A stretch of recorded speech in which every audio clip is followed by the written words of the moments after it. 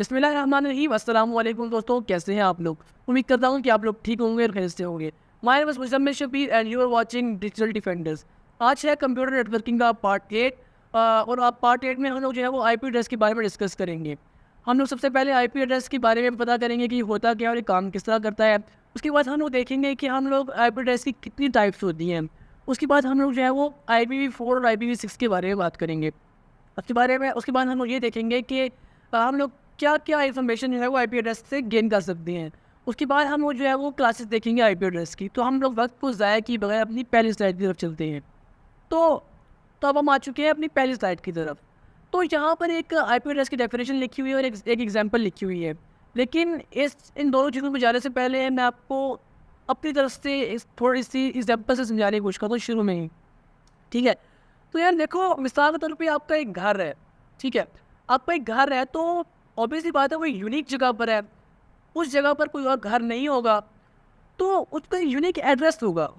मिसाल के तौर पर अगर आप लाहौर में रहते हैं या अगर आप इस्लामाबाद में रहते हैं, तो अगर आप इस्लामाबाद के किसी मोहल्ले में रहते हैं और या फिर अगर आप लाहौर के किसी मोहल्ले में रहते हैं, तो वहाँ एक स्पेसिफिक जगह पर एक घर होगा और उस घर का एक स्पेसिफिक एड्रेस होगा जो कि किसी भी घर का एड्रेस वो वाला एड्रेस नहीं हो सकता जो आपके घर का है। सेम इस तरह होता है कि जब आपका जो कंप्यूटर है या आपकी कोई डिवाइस है जो वो इंटरनेट को एक्सेस करना चाहती होती है, तो आपका आईएसपी उसको इसको जो एक यूनिक एड्रेस प्रोवाइड कर देता है। ठीक है, उसको एक जो है वो बिल्कुल जो है वो ऐसा एड्रेस होता है जो किसी के पास मौजूद नहीं होता, किसी डिवाइस के पास मौजूद नहीं होता, और वो उसको एड्रेस प्रोवाइड कर देता है। वो एड्रेस प्रोवाइड क्यों करता है? मिसाल के तौर पर अगर आपके घर में एक एक लेटर आना हो, ठीक है, या डिलीवरी आनी हो। आप जब कोई चीज़ ऑर्डर करते हैं, ऑनलाइन शॉपिंग करते हैं, तो आप ये करते हैं ना कि वहाँ पर अपना एड्रेस भी लिखते हैं ताकि जो पार्सल है आपके घर पहुँच जाए। तो सेम यहाँ पर ऐसे होता है कि सॉरी, तो सेम यहाँ पर होता है कि एक एड्रेस इसलिए डिवाइस के लिए ज़रूरी होता है कि अगर डाटा अगर किस डिवाइस से सेंड किया है तो वो उस डिवाइस को ही पहुँचे जिसके लिए उसने सेंड किया है। अगर उसके पास एड्रेस नहीं होगा, अब पता है इंटरनेट इतना बड़ा नेटवर्क है कि उसके ऊपर बहुत सारे डिवाइसेस मौजूद हैं। अब डाटा निकल गया, उसे क्या पता भाई मैंने कहाँ जाना है, तो इसके लिए एक एड्रेस चाहिए होगा। तो सेम ये ऐसा काम करता है कि डिलीवरी बॉय ने आपका पार्सल लिया, उसके ऊपर से एड्रेस पड़ा कि यार एड्रेस कौन सा, तो आपके घर में आके डिलीवर कर दिया। अब सेम आईपी एड्रेस इस तरह काम करता है। ठीक है, मिसाल ले लो कि अगर आपने कोई वेबसाइट को एक्सेस करना है, ठीक है, तो अब आप वेबसाइट को एक्सेस कर रहे हो। अब वेबसाइट को क्या पता यार कि ये किसने मुझे रिक्वेस्ट सेंड की है और मुझे वापस में रिस्पॉन्स किसको जनरेट करके देना है। तो इस यहाँ पर आईपी एड्रेस काम में आता है। ठीक है, अब आपने जब सर्वर को रिक्वेस्ट भेजी तो सर्वर का भी एक आईपी एड्रेस होगा, आपका भी एक आईपी एड्रेस होगा। तो अब आपके पीसी को पता है, आपकी डिवाइस को पता है कि भाई मैंने जो है पैकेट कहाँ सेंड करना है, और जो सर्वर को पता है कि यार ये पैकेट आया कहाँ से, मुझे रिस्पॉन्स कहाँ से जनरेट करके देना है। तो इस तरह आईपी एड्रेस काम करता है। तो अब हम लोग डेफिनेशन को पढ़ सकते हैं। ठीक है, an IP address internet protocol address the unique numerical label assigned to each device connected to a network. ठीक है, अब जो है वो देखो, कोई डिवाइस इंटरनेट प्रोटोकॉल एड्रेस जो है वो उस डिवाइस को असाइन किया जाता है जब वो किसी नेटवर्क से कनेक्ट हो, चाहे वो लोकल एरिया नेटवर्क हो, चाहे वो वाइड एरिया नेटवर्क हो, या चाहे वो इंटरनेट हो। ठीक है, अब जो है वो ये एक वर्चुअल एड्रेस, ये डिजिटल एड्रेस होता है जो कि डिवाइसेस को अलाउ करता है कम्युनिकेट करने में और आइडेंटिफाई करने में एक दूसरे को। तो communicate with each other over the network, internet और लोकल एरिया नेटवर्क। जैसे मैंने बोला कि चाहे वो लोकल एरिया नेटवर्क हो या फिर चाहे वो इंटरनेट के साथ कनेक्ट हो, आईपी एड्रेसेस को असाइन कर दिया जाता है। लेकिन इंटरनेट के केस में आपका आईएसपी जो है वो आपको जो है वो असाइन करता है आईपी एड्रेस। ठीक है, तो अब हम चलते हैं नेक्स्ट स्लाइड पर, देखते हैं कि ये काम किस तरह करता है। तो वहीं ऊपर थोड़ा सा मैंने इंट्रो लिख रखा है आईपी एड्रेस का। तो देखो यार, आईपी एड्रेस जो होता है ना, किसी भी नेटवर्क पर, लैन या वैन या इंटरनेट पर, एक आप कह सकते हैं यूनिक आइडेंटिफायर होता है। जिस तरह आपके मोहल्ले में आपके घर का एड्रेस एक आपके घर का यूनिक आइडेंटिफायर होता है ना, उस तरह एक नेटवर्क में एक डिवाइस का यूनिक आइडेंटिफायर उसका ये आईपी एड्रेस होता है। ठीक है, जो कि उनको कम्युनिकेशन में और उनको आइडेंटिफाई करने में डिवाइस को हेल्प करता है। अब देखते हैं ये वो क्या काम कैसे करता है। जब डाटा ट्रांसमिशन होती है तो डाटा जो है वो पैकेट्स में जो है वो कन्वर्ट कर दिया जाता है। अब क्या होता है कि हर पैकेट के अंदर जो है वो एक सोर्स आईपी होता है और एक जो है वो डेस्टिनेशन आईपी होता है। सोर्स आईपी यानी कि कहाँ से ये हमारे पास पैकेट आ रहा है और ये कहाँ पर जाना है। उसी बात आता है राउटर क्या करता है, उस पैकेट में सोर्स और डेस्टिनेशन आईपी एड्रेस को रीड करता है और जो डेस्टिनेशन आईपी एड्रेस होता है उसकी तरफ जो है वो बेस्ट पाथ में चूज करके डाटा को सेंड कर देता है और फिर वहाँ से भी यही प्रोसेस जो है वो दोबारा रिपीट किया जाता है। वहाँ से भी जो है वो राउटर जो है वो सेंड करता है आपको पैकेट्स के अंदर फॉर्म में, वहाँ पे रीड करके सोर्स डेस्टिनेशन और फिर वो बेस्ट पाथ में चूज करके डाटा को सेंड कर देता है। ठीक है, तो अब हम लोग जो है वो चलते हैं नेक्स्ट स्लाइड पर। तो अब हम आ चुके हैं टाइप्स ऑफ आईपी एड्रेसेस पर। टाइप्स ऑफ आईपी एड्रेसेस में हमारे पास दो मेन टाइप्स की आईपी होती है, पब्लिक आईपी एड्रेस और एक होता है प्राइवेट आईपी एड्रेस। अब जो पब्लिक आईपी एड्रेस जो होता है ना, ये आपका आईएसपी आपको प्रोवाइड करता है। जब भी कोई डिवाइस इंटरनेट के साथ कनेक्ट होना चाहती है, डाटा जो है वो सेंड करना चाहती है इंटरनेट के थ्रू, तो वहाँ पर आपका आईएसपी आपको एक आईपी एड्रेस प्रोवाइड कर देता है जो कि पब्लिकली जो है वो नज़र आ रहा होता है सबको। यानी कि जो डिवाइसेस जिनके साथ आप कम्युनिकेट करना चाहते हैं तो ये उनको आईपी एड्रेस दिखेगा कि यार किसने मुझे पैकेट सेंड किया है, किसने डाटा सेंड किया, मुझे कहाँ पर ये सेंड करना है। उसके बाद हमारे पास है प्राइवेट आईपी। अब प्राइवेट आईपी जो है ना, ये आपका आईएसपी आपको प्रोवाइड नहीं करता, ये आपका राउटर आपको प्रोवाइड करता है। ठीक है, आपका राउटर आपको प्राइवेट आईपी देता है ताकि आप जो है वो इंटरनली अगर आप कनेक्ट करना चाहते हैं एक नेटवर्क के अंदर डिवाइसेस का, तो आप ये कनेक्ट कर सकें।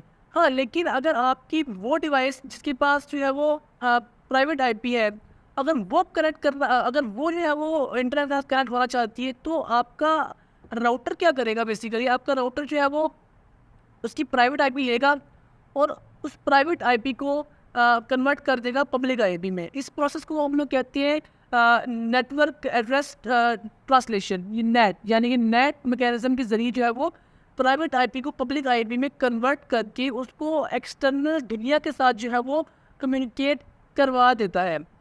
हम दोनों की डेफिनेशन पढ़ते हैं। Unique IP address assign to a device that connects directly to the internet and visible to external networks. ठीक है, तो जो मैंने आपको एक्सप्लेन कर दिए पहले। N IP address used in a private network not accessible from the internet for internal device communication. वही मैंने बोला कि जो इंटरनली एक नेटवर्क के अंदर डिवाइसेस को अगर कम्युनिकेशन करनी होगी एक साथ, तो वो जो है वो प्राइवेट आईपी का इस्तेमाल करेंगे। और प्राइवेट आईपी जो है वो इंटरनेट के ऊपर विजिबल नहीं होती, पब्लिक आईपी विजिबल होती है जबकि प्राइवेट आईपी विजिबल नहीं होती। ठीक है, अब हमारे पास आती है स्टैटिक आईपी और डायनामिक आईपी। नाम से शो हुआ है स्टैटिक यानी कि रुका हुआ, डायनामिक यानी कि चलता फिरता। तो स्टैटिक आईपी एड्रेस क्या होता है कि आईएसपी जब एक डिवाइस को ऐसा आईपी एड्रेस अगर अलॉट कर दे जो कि कभी भी चेंज ना हो, इसको आप चेंज नहीं कर सकते। अगर आईएसपी जो है वो चाहे तो उसको चेंज कर सकता है, वरना वो चेंज नहीं होगी, वो ओवरऑल सेम रहेगी जब तक आप उसको आईएसपी को रिक्वेस्ट ना करो चेंज करने में। अब ये जो है वो काफ़ी कॉस्टली होती है, लिहाजा जो है वो आम यूज़र को ये नहीं दी जाती, ये सिर्फ उन लोगों को दी जाती है जिन्होंने, फॉर एग्जाम्पल आपकी वेबसाइट है, ठीक है, आपकी वेबसाइट का एक आईपी एड्रेस होगा। अब आप नहीं चाहते कि आपका आईपी एड्रेस बार बार चेंज होगा। अगर आपका आईपी एड्रेस बार बार चेंज होगा तो यूज़र आपकी वेबसाइट को एक्सेस नहीं कर पाएगा। लिहाजा आपकी वेबसाइट जिस सर्वर पे होस्ट हो रही है उसका आईपी एड्रेस सेम रहेगा ओवर द टाइम, वो चेंज नहीं होगा। अगर चेंज नहीं होगा तो यूज़र जो है वो उसको ईजीली एक्सेस कर सकती है आपकी वेबसाइट को। ठीक हो गया, ये हमेशा फिक्स रहता है। अब हम आते हैं डायनामिक आईपी एड्रेस के ऊपर। डायनामिक आईपी एड्रेस जो है वो एक ऐसा आईपी एड्रेस होता है जो कि ओवर द टाइम चेंज होता रहता है। आज हमारे पास कुछ है, कल हमारे पास कुछ होगा, और ये कॉस्टली भी नहीं होता। ये हम जैसे नॉर्मल यूजर्स को असाइन किया जाता है ताकि कॉस्ट को बचाया जा सके। और डायनामिक आईपी एड्रेस जो है वो DHCP यानी कि dynamic host configuration protocol server जो है वो अलॉट करते हैं। तो उम्मीद है कि आईपी एड्रेस के बारे में ये जो 4 मैंने समझाए हैं, आसान अल्फाज में करके समझाए हैं, तो आपको समझ आ गए होंगे। तो अब हम समझते हैं IPv4 को। ठीक है, देखो यार, IPv4 वर्जन जो है वो यानी कि इंटर प्रोटोकॉल वर्जन 4 एक ऐसा वर्जन है जो कि बहुत कॉमन है, हम लोग तकरीबन हर जगह इसी को इस्तेमाल करते हैं। ठीक है, अब जो इसका जो साइज़ होता है ना वो 32 बिट होता है। 32 बिट कैसे होता है, जस्ट अ मोमेंट। 32 बिट इस तरह होता है कि इसके जो हर ऑक्टेट होता है, इसको हम लोग कहते हैं ऑक्टेट। ठीक है, ये एक हम लोग इस पेयर को कहते हैं ऑक्टेट।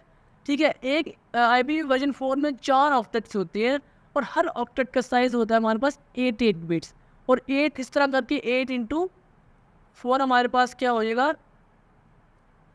32 बिट्स। ठीक है, तो हमारे पास 32 बिट्स का इसका साइज़ होता है। और जो IPv4 वर्जन है ना, इसकी जो रेंज होती है वो 0 से लेके 255 तक होती है। इससे ज़्यादा हमारे पास इसकी रेंज नहीं होती। और जो है वो IPv4 जो है वो रिप्रेजेंट किया जाता है डॉट डेसिमल फॉर्मेट के अंदर। यानी कि डॉट डेसिमल जी जो आप देख रही है ना, इसको हम लोग पेयर को अलग करते हैं डॉट्स से, तो इसको हम लोग कहते हैं डॉट डेसिमल फॉर्मेट। ठीक है, तो अब हमारे पास नेक्स्ट आता है जो कि हमारा आता है IPv6 आता है। IPv6 यानी कि इंटरनेट प्रोटोकॉल वर्जन 6 यहाँ पे 6। तो अब ये जो IPv6 है इसकी क्या ज़रूरत पड़ी भाई? देखो यार, IPv4 जो है ना वो हमारे पास पे जितने कॉम्बिनेशन बच सकते थे वो थे 4 बिलियन। दुनिया की आबादी अभी आई थिंक 7 बिलियन से एक्सीड कर चुकी है, तो हमारे पास वो ज़रूरत से बहुत कम हो रहे थे। लिहाजा अब जब ज़रूरत से कम हो रहे थे तो हमें अब ऐसा कोई तरीका चाहिए था जिससे हम लोग इस IP एड्रेस को की जो शॉर्टेज है इसको ओवरकम कर सकें। लिहाजा इस शॉर्टेज को ओवरकम करने के लिए इंटरनेट प्रोटोकॉल वर्जन 6 को इन्वेंट किया गया। यहाँ पे आप कह सकते हैं IPv6 मैदान में आ गया। अब IPv6 जो होता है ना, अब जो हमारे पास है IPv6 का जो है ना पेयर 8 पेयर्स होती हैं, हर पेयर का साइज होता है 16 बिट्स। अब जब 16 बिट्स होती है तो 16 × 8 जो होता है हमारे पास क्या होता है, सॉरी 8 को इग्नोर करिएगा, तो 16 × 8 हमारे पास 128 बिट्स होती है। और अब जो IP एड्रेस जो वर्जन 6 है इसमें हम लोग ट्रिलियंस के अंदर जो है वो कॉम्बिनेशंस बना सकते हैं, जो कि हमारे पास शॉर्टेज को ओवरकम करने के लिए बेहतरीन है। जब IPv4 को बनाया गया तो उनका तो ख्याल यही था कि IPv4 जो है वो ज़रूरत को फिल कर देगा, बट ऐसा हुआ क्या कि IPv6 को इन्वेंट करना पड़ गया, क्योंकि अब जब पॉपुलेशन बढ़ रही है, ऑब्वियसली बात, अगर मिसाल के तौर पर एक हर बंदे के पास एक ही डिवाइस भी है तब भी IPv4 हमारे पास पूरा नहीं होता। लिहाजा फिर हमने IPv6 को निकाला। तो IPv6 हमारे पास 8 पेयर्स होती हैं और जो है कॉलन से हम इसको अलग करते हैं। इसमें जो है वो हमारे पास नंबर्स भी होती हैं और साथ हमारे पास अल्फ़ाबेट्स का कॉम्बिनेशन भी होता है साथ साथ। ठीक हो गया, उम्मीद है ये समझ आ गया होगा आपको। ये अगर आपने पढ़ना हुआ तो ताकि मैं आपको पढ़ देता हूँ। IPv6 is the most recent version of Internet Protocol designed to replace IPv4. It features a larger address space, improved security and better support for modern internet connected devices. ठीक हो गया। अब हम चलते हैं कि हम लोग IPv4 से क्या क्या इन्फॉर्मेशन निकाल सकते हैं। ठीक है, अब एक IP एड्रेस से हम लोग 4 तरह की इन्फॉर्मेशन निकाल सकते हैं। ठीक है, पहला जो ऑप्टेड होता है ना ये वाला, ये हमें बताता है कि IP एड्रेस कौन से मुल्क का है, यानी कि कौन सी कंट्री है, पाकिस्तान का है, इंडिया का है, UK का है, USA का है। दूसरे नंबर पे जो हमारे पास ऑप्टेड होता है वो बताता है कि ये IP एड्रेस कौन सी स्टेट का है। ठीक है, अब तो हमारे पास स्टेट बताता है। ये पता नहीं कहाँ से आ गया, तो गलती होगी मुझसे, बराबर फिर इग्नोर करें। तो IP के बाद हमारे पास स्टेट बताता है। ठीक है, ये मे भी यहाँ पर होगा। ठीक है, ये हमारे पास स्टेट बताता है। अब ये जो हमारे पास है ना ये वाला, ये हमें बताता है कि यार ये कौन से ISP ने प्रोवाइड किया है, या हमारे पास PTCL ने प्रोवाइड किया है या किसी और ISP ने प्रोवाइड किया है। अब ये वाला जो IP एड्रेस है हमारे पास डिवाइस इन्फॉर्मेशन देता है। तो क्या इसको प्रैक्टिकल देख लिया जाए? चलें देखते हैं फिर प्रैक्टिकल। अब मैं आ चुका हूँ अपने ब्राउज़र के ऊपर। अब मैं दिखाऊंगा आप लोगों की आप लोग किस तरह एक IP एड्रेस से इन्फॉर्मेशन निकाल सकते हैं। मैं आपको दिखाता हूँ। यहाँ पे आपने लिखना है IP लुकअप। ठीक है, और उसके बाद आपने इंस्टेंट IP लुकअप पे चले जाना है। उसके बाद आपने अपना IP एड्रेस यहाँ पर पेस्ट करना है और यहाँ पर आपने गेट IP डिटेल्स पे क्लिक करना है। तो यहाँ पर कुछ इन्फॉर्मेशन आई है इस IP की। IP रियल नहीं है, लेकिन जस्ट मैं आपको एग्जांपल देने के लिए मैंने ये निकाली है। तो जैसे मैं उसके बाद हमारे पास जो सबसे पहली है वो ISP की है, NSD internet private limited service non adapted assignment like static IP। Country क्या है? इंडिया है। जो स्टेट है यहाँ पे जो है वो महाराष्ट्र, आई डोंट थिंक मैं आपको सही प्रोनाउंस कर रहा हूँ कि नहीं।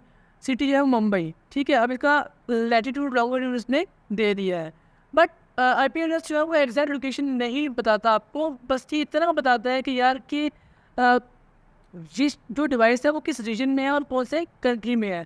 तो कभी भी ऐसा मत समझना कि IP एड्रेस आपको एग्जैक्ट लोकेशन देगा, ऐसा नहीं होता। ठीक है, तो अब हम चलते हैं वापस अपने स्लाइड्स की तरफ। तो अब हम आ चुके हैं क्लासेस की तरफ। ठीक है, क्लासेस की तरफ अब हम लोग आ चुके हैं। तो सबसे पहली हमारे पास क्लास है क्लास ए। क्लास ए की जो रेंज है वो हमारे पास 0 से लेके 126 तक होती है। और अब आप बोलेंगे 27 लिखा हुआ है, तो इस 27 लिखा हुआ है क्योंकि 127 जो है वो लोकल सर्वर के लिए हमारे पास इस्तेमाल होता है। तो अब हमारे पास से रेंज की 0 to 127 होती है। और जो इसका जो फर्स्ट ऑक्टेट होता है ना, वो हमारे पास नेटवर्क आईडी होती है, और बाकी जो होते हैं हमारे पास होस्ट आईडी होती है। अब नेटवर्क आईडी और होस्ट आईडी का क्या कॉन्सेप्ट है? बेसिकली नेटवर्क आईडी जो होती है ना, वो ऐसा पार्ट होता है IP एड्रेस का जो कि नेटवर्क को रिप्रेजेंट करता है, और वो कभी चेंज नहीं होता। बाकी जो है वो 3 ऑक्टेट्स, यानी कि अब मिसाल के तौर पर यहाँ पर ये एक ऑक्टेट है, ठीक है, और ये बाकी 3 ऑक्टेट्स हैं। पहला ऑक्टेट हमारे पास है नेटवर्क आईडी। ये हमारे पास एक ऐसा पार्ट होता है IP एड्रेस का जो कि कभी भी चेंज नहीं होता, इस सेम रहता है नेटवर्क के अंदर। और बाकी जो एड्रेसेस हैं वो हमारे पास जो है वो चेंज होते रहती है होस्ट के हिसाब से। तो ये हमारे पास है कि एक ऑक्टेट जो हमारे पास नेटवर्क आईडी, बाकी 3 ऑक्टेट हमारे पास होस्ट आईडी। और ये जो क्लास ए के IP एड्रेस है, ये हमारे पास जो बिग जो वो सारे लार्ज नेटवर्क हैं उनके लिए हमारे पास इस्तेमाल होती है। ठीक है, तो अब हम चलते हैं क्लास बी की तरफ। क्लास बी के अंदर जो है वो इसकी रेंज हमारे पास 128 से लेके 191 तक होती है। और इसके अंदर जो हमारे पास 2 ऑक्टेट्स होते हैं वो नेटवर्क आईडी, और 2 ऑक्टेट हमारे पास होस्ट आईडी। अब जो क्योंकि ये हमारे पास जो नेटवर्क मिड में आती है, जो दरमियाने नेटवर्क्स होते हैं उनके लिए IP एड्रेस अलॉट होते हैं। ठीक है, इसमें ज़्यादा कुछ है नहीं। तो उसके बाद हमारे पास है क्लास थ्री। क्लास थ्री के अंदर हमारे पास जो IP एड्रेस होते हैं वो हमारे पास उनकी रेंज होती है 192 से लेकर 223 तक। और जो ये IP एड्रेसेस होती है ये हमारे पास छोटे छोटे नेटवर्क्स होते हैं उनके लिए एलोकेट होती हैं, यानी कि आप और मैं जैसे हैं, ये ऐसे यूजर्स को ये वाले IP एड्रेस अलॉट किए जाते हैं। अब क्योंकि पहले जो 3 होती है ना, आप कह सकती हैं कि ऑक्टेट्स वो सेम रहती है, यानी कि वो नेटवर्क आईडी होती है, और इनका और जो एक हमारे पास है ऑक्टेट वो हमारे पास कहलाता है होस्ट आईडी, यानी कि वो चेंज हो सकता है, लेकिन आपका जो है वो 3 जो ऑक्टेट्स है ना वो हमारे पास चेंज नहीं होगी, वो हमारे पास नेटवर्क को रिप्रेजेंट करेंगे, और एक हमारे पास क्या होगा वो होस्ट को रिप्रेजेंट करेगा। ठीक है, एग्जाम्पल मैंने लिख रखी है यहाँ पर। तो बाकी वो आपने नहीं देखना, आपने पहले वाले को देखना है। ठीक है, फर्स्ट वाले को देखना है कि वो किस तरह चेंज हुआ है, उस हिसाब से रेंज आपने देखनी है। जैसे 192 है ना, 192 से वो 223 तक, यानी कि फर्स्ट ऑक्टेट के अंदर जो आपके पास लिखा होगा वहाँ से आपने रेंज देखनी है। ठीक है, उसके सिवा हमारे पास है क्लास डी। क्लास डी हमारे पास जो होती है ना, वो हमारे पास उसकी रेंज है 224 से लेकर 239 तक। अब जो क्लास डी हमारे पास IP एड्रेस है वो हम इनको कॉमनली यूज़ नहीं करते, या हमारे पास मल्टीकास्टिंग के लिए यूज़ होती है, जहाँ पे आपका डाटा जो है वो इकट्ठे साइमल्टेनियसली वो सारी डिवाइसेस को या होस्ट को एक नेटवर्क के अंदर सेंड करना होता है। ठीक है, तो अब हम चलते हैं नेक्स्ट वाले की तरफ। अब हम आ चुके हैं क्लास ई के जो है वो IP एड्रेसेस की तरफ। अब जो क्लास ई के IP एड्रेसेस हैं हम इनको कॉमनली यूज़ नहीं करते। ये इनकी जो रेंज होती है वो 240 से लेकर 255 तक होती है। हम इनको जो है वो फ्यूचर एक्सपेरिमेंट्स के लिए हमने इनको रिजर्व किया हुआ है, और जो फ्यूचर में एक्सपेरिमेंट्स होंगे IP एड्रेस को लेकर हम लोग उसमें इनको यूज़ करेंगे। ठीक हो गया। तो ये था यार आज का छोटा सा लेक्चर। मुझे उम्मीद है कि आपको वीडियो अच्छी लगी होगी, और अगर वीडियो अच्छी लगी है तो वीडियो को लाइक कर देना, और साइबर सिक्योरिटी का कंटेंट हासिल करने के लिए हमारे चैनल डिजिटल डिफेंडर्स को सब्सक्राइब कर दीजिएगा। मिलते हैं अगली वीडियो में, तब तक के लिए अल्लाह हाफिज़।